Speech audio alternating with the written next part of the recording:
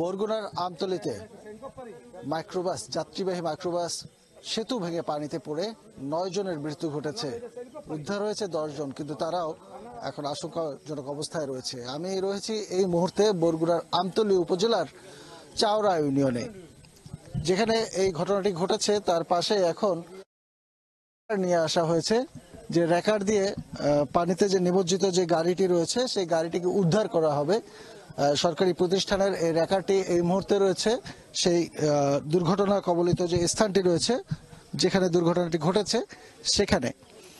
কিছুক্ষণ আগে এই গাড়িটি নিয়ে আসা হয়েছে, কিন্তু ঘটনা হচ্ছে যে ব্রিজটি ভেঙে পড়েছে, সেটি তো জরাজীর্ণ, যার কারণে ভেঙে পড়েছে। সেখানে এই রেকার গাড়ি উঠানো সম্ভব না, এবং যেহেতু এটি গ্রামের একটি প্রত্যন্ত এলাকা, এখানে রাস্তাঘাট অত্যন্ত সরু, পাশে প্রচুর পরিমাণে গাছ রয়েছে এবং পুরো নদীটি যে খালটি সেই খালটি সম্পূর্ণই কচুরি পানায় আচ্ছন্ন, যার ফলে যে জায়গাটিতে গাড়িটি ডুবেছে সেইখান পর্যন্ত এই রেকার নিয়ে যাওয়া সম্ভব হচ্ছে না।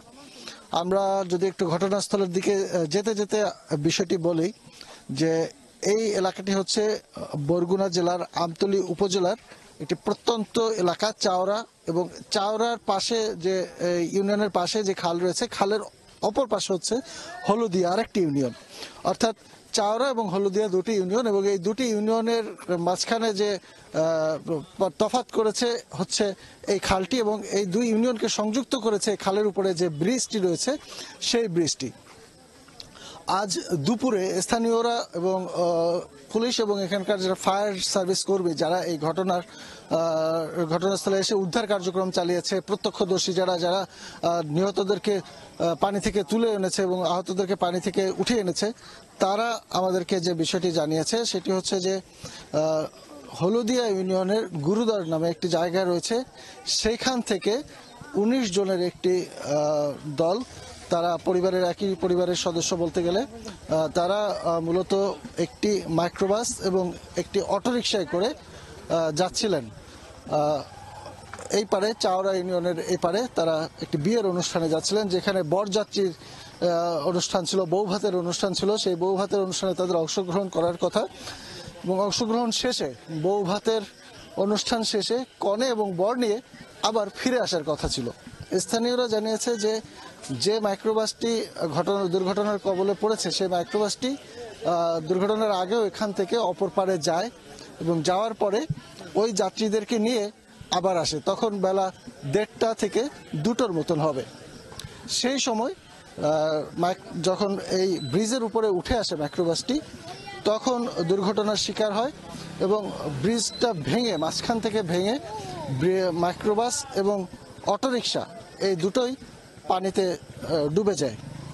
দুর্ঘটনার খবর পেয়ে এবং একটা বিকট একটি শব্দ হয়, পানিতে পড়ে ভেঙে পড়ে যাওয়ার শব্দ হয়। এই শব্দ পাওয়ার পরে স্থানীয় যারা রয়েছেন তারা দ্রুত ঘটনাস্থলে আসেন, এবং ঘটনাস্থলে এসে তারা নিজেরাই উদ্ধার কার্যক্রম চালান। স্থানীয় বাসিন্দা যারা, পাশাপাশি ফায়ার সার্ভিসের কর্মী যারা, তারাও খবর পেয়ে এখানে আসেন। কিন্তু ততক্ষণে 9 জনের মৃত্যু ঘটে। এখানে ফায়ার সার্ভিসের যে সহকারী পরিচালক মোহাম্মদ জাহাঙ্গীর হোসেন, তিনি আমাদেরকে জানিয়েছেন যে তারা এখানে উদ্ধার অভিযান চালিয়ে 9 জনের মৃতদেহ উদ্ধার করেন, এবং 10 জনকে জীবিত উদ্ধার করা হয়েছে, কিন্তু তারাও অসুস্থ অবস্থায় ছিল।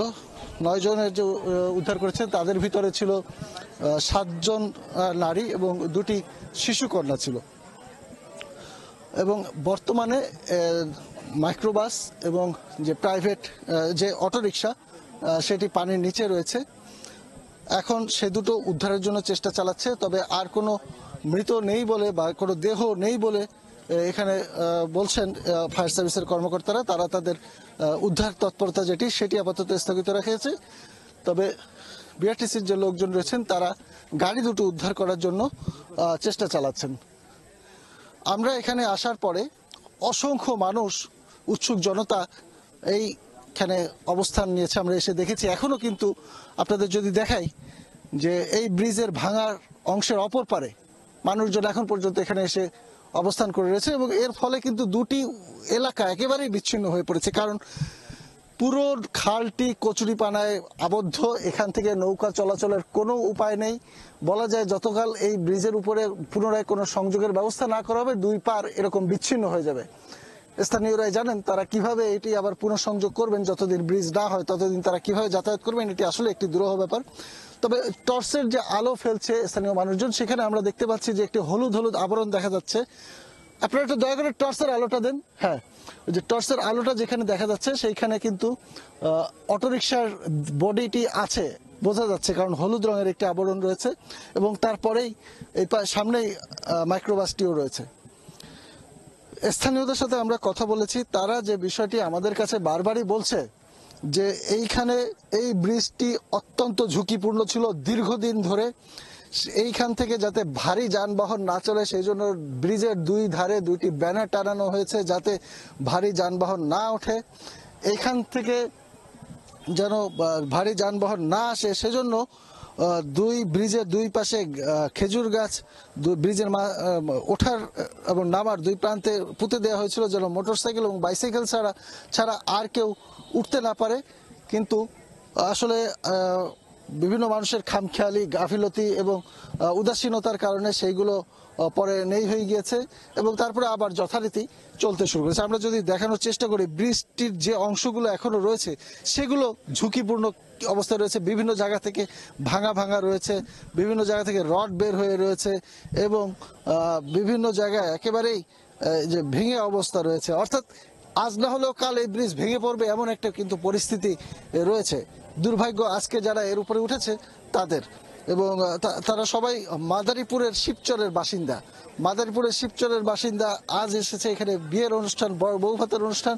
সেই বউ ভাতের অনুষ্ঠান করতে গিয়ে অনুষ্ঠানে যোগ দিতে গিয়ে আজকে তাদের প্রাণগুলো, এই যে দেখেন এই ব্রিজের প্রত্যেকটা অংশ কিন্তু কেমন নড়বড়ে জীর্ণ শীর্ণ অবস্থায় রয়েছে।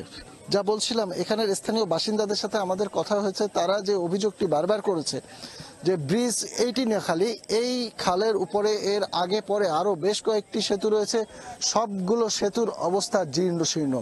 এই ব্রিজটি তাদের দাবি যে খুব জোর বেশি হলে 18-20 বছর আগে করা হয়েছে, কিন্তু মাত্র 18-20 বছরের মধ্যে একটি সেতু জীর্ণ শীর্ণ হয়ে যাওয়ার কথা না। তাদের অভিযোগ, যারা এই ব্রিজ তৈরি করেছে ঠিকাদারি প্রতিষ্ঠান, তারা খামখেয়ালি করেছে, সঠিকভাবে ব্রিজটি নির্মাণ করেনি।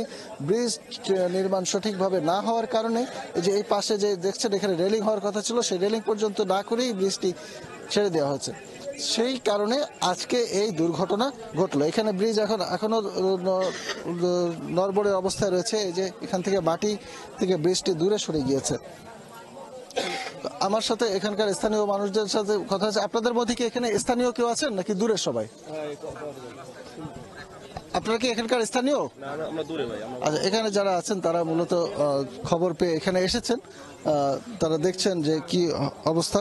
তবে এর আগে আমার সাথে স্থানীয়দের কথা হয়েছে, তারা অভিযোগ করছিল বারবারই যে এই ব্রিজটি সঠিকভাবে নির্মাণ করা হয়নি। এই ব্রিজ না খালি এর আশপাশে আরো কতগুলো ব্রিজ রয়েছে, সেগুলো সঠিকভাবে করা হয়নি, যার কারণে এই অবস্থা। আমরা জানতে চাচ্ছি যে এই যে ব্রিজ, এইখানে এই যে ব্রিজ, এই ব্রিজটি যে জরাজীর্ণ, এটি কতদিন ধরে এই অবস্থায় রয়েছে? এটা অনেকদিন ধরে। এইরকম একটি ব্রিজের উপরে গাড়ি টাড়ি ওঠে, আপনারা কি নিষেধ করছেন বা কেউ কি এখানে মানা করছে? কেউ মানা করছে কিন্তু হ্যাঁ ওঠে নিজ হইয়া যাইব না যাইব না জায়গায় জন্য ওঠে নিজ হইয়া, কিন্তু অনেক না। এই ব্রিজ যাতে কেউ না ওঠে এই জন্য নিষেধ করা হয়েছিল না? নিষেধ করা হয়েছে। কিভাবে নিষেধ করা হয়েছে? এই জায়গা গাছগুলো উঠবে না, গাছ মানে পিলার ওই পাশে গাছের পিলার দেওয়া ছিল, এই পাশে পিলার দেওয়া ছিল, কিন্তু অনেকে এই পিলার মানে সরাই ফেলানোর কথা বলছে। আবার কিছু সময় মানে পিলার বড় কোনো গাড়ি যাইতে পারে না, এই জন্য ভেঙে ফেলাইছে। বড় গাড়ি দিয়ে মানে ভেঙে ফেলাইছে পিলার। এবারে বড় গাড়ি নেয়, গাছ টানে, তারপরে ওই গরু মরু টানে, ধান টানে, বিভিন্ন মানে এইটা দিয়ে অনেক কিছু অনেক গাড়ি চলাচল করে, তো এই জন্যই। হামজাটা কি জিনিস? টলি টলি টলি গাড়ি, যেটা টলি কি করে? এইটা দুটোই নামে ওটা নামে ইট বালি এগুলো নেয়। এই জায়গায় কি দুটো ব্যানার টানানো ছিল নাকি? ব্যানার তো টাঙ্গে নেই ছিল না, ওই জায়গায় আপনার ইয়ে ছিল, ওই যে এই জায়গায় একটা গাছ কোপা ছিল, ইউপি সদস্য সেই জায়গায় স্থানীয় দেশে। আর ওপার ছিল আপনার যে বড় দুইটা পিলার ছিল, দুটো পিলার ভেঙে ফেলাইছে আর এই গাছটা উঠেই ফেলাইছে। যে বড় বড় গাড়িগুলো যায় না যে মাহেন্দ্রা, ওগুলো এগুলো যাওয়ার জন্য এই কাজটা করছে তারা। আর 1.5 বছর আগে থেকে এরা ঝুঁকিপূর্ণ ব্রিজ, 1.5 বছর আগে থেকে এটা ঝুঁকিপূর্ণ। 1.5 বছর আগে থেকে ঝুঁকিপূর্ণ। একটা হুন্ডা যদি যায় তাও এই ব্রিজটা লড়ে। শুনছিলেন স্থানীয়রা অভিযোগ করছিল যে এখান থেকে একটি মোটরসাইকেল গেলেও ব্রিজ ঝুঁকিপূর্ণ, টোটাল ব্রিজ হলদিয়া ইউনিয়নের টোটাল ব্রিজই ঝুঁকিপূর্ণ, টোটাল ব্রিজই ঝুঁকিপূর্ণ। হলদি ইউনিয়নের টোটাল ব্রিজ মানে কি আরো ব্রিজ আছে? হ্যাঁ আরো ব্রিজ আছে, এমনি 10টা ব্রিজ আছে, সবই ঝুঁকিপূর্ণ ব্রিজ। আমরা এটার সুষ্ঠু একটা তদন্ত করে বিচার চাই এটার। এই ব্রিজগুলো আবার পুনর্নির্মাণ চাই। হ্যাঁ আমরা পুনর্নির্মাণ চাই। আচ্ছা, বুঝতে পারছি।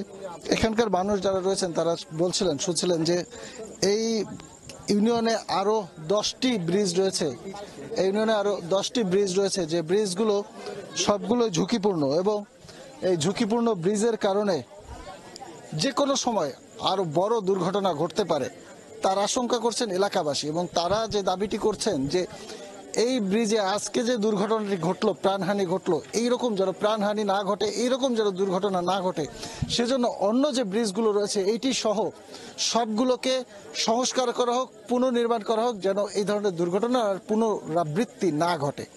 এখন অপেক্ষা এখানে যে বাস এবং অটোরিকশাটি নিমজ্জিত রয়েছে সেগুলোকে দ্রুত উদ্ধার করা হোক এবং এই ব্রিজগুলোকে সচল করা হোক, পুনঃসংস্কার করা হোক এবং পুনর্নির্মাণ করা হোক।